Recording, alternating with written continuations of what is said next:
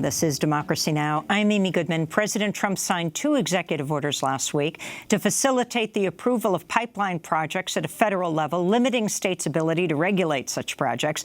The move's intended in part to clear the way for permitting on the northeastern Constitution pipeline, which is stalled after New York invoked the Clean Water Act to reject the project on environmental grounds. This is President Trump speaking Wednesday in Crosby, Texas, where he signed the orders. This order will speed up the process for approving vital infrastructure on our nation's borders, such as oil pipelines, roads, and railways. It will now take no more than 60 days. That's a vast improvement. And the president, not the bureaucracy, will have sole authority to make the final decision when we get caught up in problems. In response, last week, we spoke to Dallas Goldtooth, organizer with the Indigenous Environmental Network. I asked him to explain the pipeline executive orders signed by President Trump. You know, what we're seeing right now with these executive orders is nothing but an act of aggression against the authority for states to protect their homelands or protect the residents of their state and the lands within the borders of those states, mainly targeting the Clean Water Act. Really, what Trump wants to do is take away the state's abilities to enforce environmental regulations against pipeline projects or other infrastructure, fossil fuel projects, and give that power solely to the federal government. You know, it's kind of absurd that you know, Trump, being a representative of the figurehead of the Republican Party, is wholeheartedly endorsing an ideology that the federal government has a final say over what happens within the borders of a state, and that the state has very little recourse and to address these issues. There's 2 executive orders, so that was the first one. The second one really specifically focuses on the cross-border, the border crossing of pipelines. In this regard, we're talking about Keystone XL. I know Enbridge Line 3 was also one of those pipelines that had to deal with crossing the border from Canada to transport tar sands oil. And really what the president is trying to do, and he did this a couple weeks ago by approving Keystone XL a second time, is saying that he, as the president, has the sole power to approve these projects, and is encouraging the State Department to act only as advisors to the president to sign these projects. And there's something really insidious and dangerous about this that is just a continuing part of Trump's legacy for overreaching his executive powers, is that the president has stated that because he is the president, he is not a federal agency, therefore he's not beholden to any environmental regulations that federal agencies have to follow. In particular, the National Environmental Protection Act, parts of the Clean Water Act. You know, he's saying that as a president, I don't have to follow those because I'm not a federal agency. And that's very, very dangerous precedent to start here, especially as we look towards a rapid expansion of fossil fuel development in this country at this current moment, and what we're trying to fight against in the protection of Mother Earth and the sacredness of the land itself. That's Dallas Goldtooth, Diné and Dakota organizer with the Indigenous Environmental Network. You can visit our website to see the full interview with Dallas. Still with us, Bill McKibben, co-founder of 350.org, the global climate organization. His new book, Falter, has the human game begun to play itself out. So there you have Trump in Crosby, Texas, and you're one of the leading Indigenous activists responding. But talk about your response last week, Wednesday. Well, first of all, it was great to see Dallas, who's one of the savviest organizers in the whole world and has done an immense amount. And I feel much the same. I mean, what Trump's trying to do is short-circuit this really effective protest movement that's been built up around pipelines. In fact, Trump had another, I mean, I got to say, I took it almost a little personally, these executive orders, because part of one of them also took aim at the divestment campaign, the fossil fuel divestment campaign. And explain where that is now. We started, the year after, some of us started this Keystone resistance, and which turned into a big resistance against pipelines and other fossil fuel infrastructure in general, following the lead of Indigenous people up in Alberta. The next year, a bunch of us, Naomi Klein and I and others, started this fossil fuel divestment campaign to get institutions to sell their stock. Well, work better than we thought it would. It's become, by some measures, the largest anti-corporate campaign of its kind ever. I think we're now at $8 trillion worth of endowments and portfolios that have divested in part or in whole. And it's really beginning to take a toll on the industry. Earlier this year, Shell said in its annual report that divestment had become a material risk to its business. A couple of weeks ago, the heads of many of the biggest coal firms in the world were at a Houston energy conference, and they were quoted by Politico as explaining that they just could not find capital anymore for new coal projects. Too many funds had divested. People had been scared off. That's why Trump's trying to push back on that and on pipelines. I think in so doing, he's done us, in a sense, a favor. I mean, it's pretty much like he's providing the blueprints to the climate Death Star, and saying, here are the couple of places you might want to push really hard because it clearly hurts. Well, tell me if you think this will add to that movement. President Trump coming under fire earlier this month for falsely claiming windmills cause cancer. He made the remarks in a speech to the National Republican Congressional Committee where he touted U.S. oil and gas drilling while mocking renewable energy. If you have a windmill anywhere near your house, congratulations. Your house just went down 75% in value. And they say the noise causes cancer. You tell me that one, okay? Whew. Iowa Republican Senator Chuck Grassley called Trump's remark idiotic, saying, quote, I wish his staff would tell him I'm the father and now the grandfather of wind energy tax credits. Look, Trump is obviously a ludicrous buffoon in almost every situation, but never more so than here. His dislike of windmills dates to his desire for a Scottish golf course where no golfer would have to see one in the distance. But the reason that Grassley is standing up for this is because places like Iowa now make a ton of money off the wind. It's not like anyone's going to defeat these technologies. Wind and sun are free. That's why they're coming so fast. What the fossil fuel industry, with Trump as one of its helpers, wants to do is slow that transition down, stretch it out so that their current business model can last a couple more decades. The problem with that is that if we don't get action really soon, if we let it stretch out, those are the decades that will finish the work of breaking the planet. It's why the urgency of something like the Green New Deal is so crucial. On Sunday, the Seychelles President Danny Four visited a British-led science expedition exploring the depths of the Indian Ocean. From there, he gave an impassioned speech on climate change inside a manned underwater submersible 400 feet below the ocean's surface. The ocean is huge, covering almost 70% of our planet. But we have managed to seriously impact this vast environment through climate change. Ocean acidification, overfishing, plastic, and other pollution and other threats.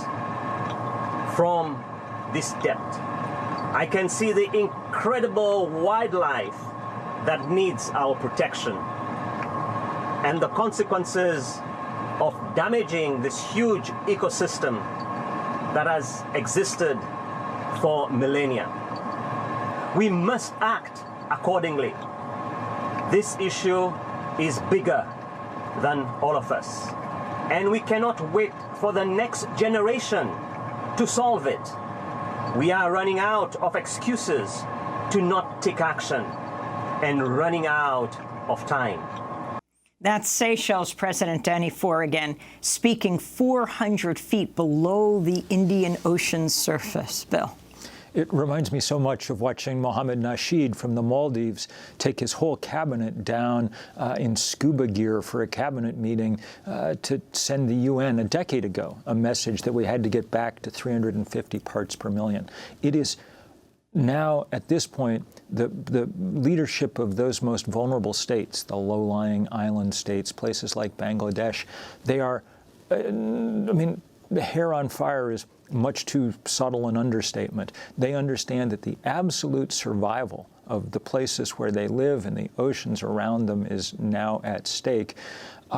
You'd say they were the canaries in the coal mine if it wasn't such a horrible metaphor at this point.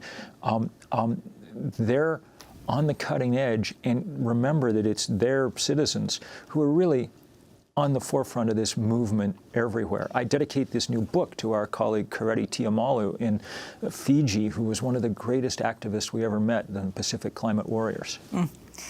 Going from them and from the Seychelles president to 16-year-old Greta Thunberg, the Swedish climate activist who's inspired this global student strike. She was speaking just a few weeks ago for a call for more action on climate. This is Greta recently addressing a rally in Berlin. The older generations have failed tackling the biggest crisis humanity has ever faced. When we say to them that we are worried about the future of our civilization, they just pat on our heads saying everything will be fine, don't worry.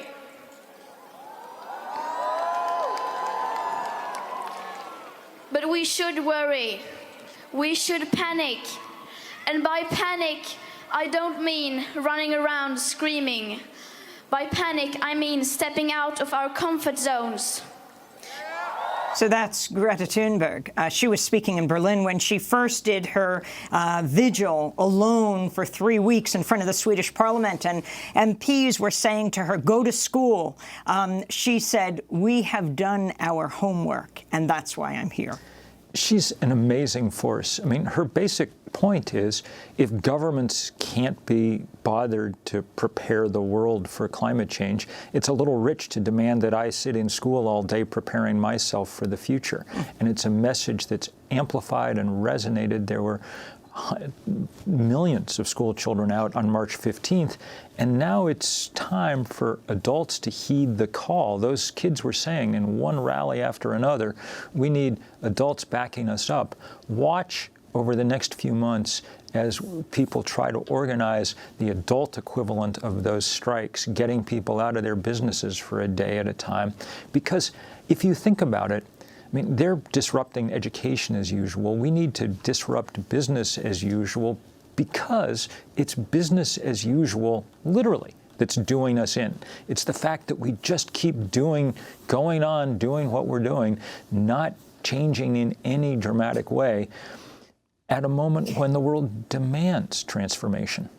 People are more active than they've ever been on climate change. Talk about the change and understanding across the political spectrum in this country. This country's so important because it's historically the greatest greenhouse gas emitter. But also, you say, look at people and look at me here with my computer in my hand, an extension of the human body. Look, we're in a climate moment now, okay? That's good news. The IPCC report last fall that gave us 10 years to make a change, the fires in California, the rise of the Green New Deal, somehow these things have finally captured people's attention. So as we enter, say, this presidential cycle, as you know, we used to fret and complain because they never had asked a question at any presidential debate about climate change. Well, I'm not worried about that going forward. That's going to be one of, if not the biggest question. Candidate after candidate, as they announce for president, are saying this is the most important issue that we face. Buttigieg said it yesterday in South Bend. That's really important. The question now is, can we commit people to moving quickly enough? This is one of these places where I have to kind of restrain myself from saying, oh, if only you'd listened to me when, because 30 years ago, there were things we could do that weren't very hard. If we'd made some fairly small adjustments, put a price on carbon, say, or something, we'd be on a very different trajectory now. Having let the fossil fuel industry delay action for 3 decades, we're now at the point where everything's hard, and it's going to be, for even the bravest politicians, a real stretch. And you talk about this being a climate moment. It's an everything moment for 2020. And you see this in the Democrats, for example, close to 20 now who are running for president. Yeah. You have Jay Inslee of Washington State, the governor, running, saying climate change is his only issue. What's interesting this time is and the way that we're thinking about it at 350 Action, and I think a lot of environmentalists are thinking about it, is we actually need all 20 of them to be climate candidates. What we're playing for now is less a set of policies, though the Green New Deal is the set of policies that we're going to need. But what we're playing for most of all is a change in the zeitgeist, a sense of what's natural and obvious and normal going forward. And if we can get that change, then the legislation will follow rather easily. The point is getting that across, taking us from the place where we weren't paying attention to climate to the place where we're understanding that it is the issue of our time. When we talk about it as the issue, it's part and parcel with the inequality in this country, the power of these economic giants.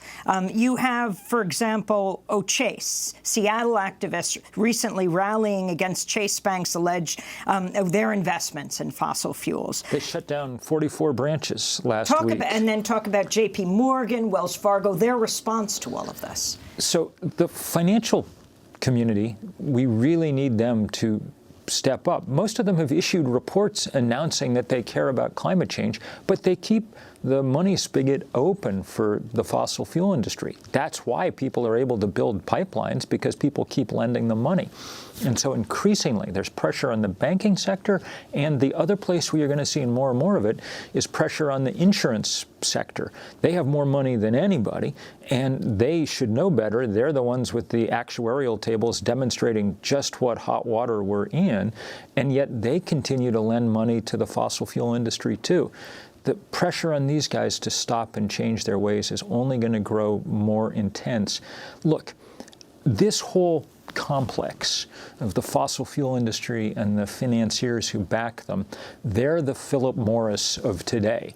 The only difference is, where Philip Morris took us out one smoker at a time, Exxon's figuring out how to take us out one planet at a time. And that's why the resistance is growing more vocal, angrier. And finally, the Green New Deal, this paradigm-shattering approach that McConnell tried to humiliate the whole idea of by taking a vote at this moment, when even those who supported it didn't want this to happen.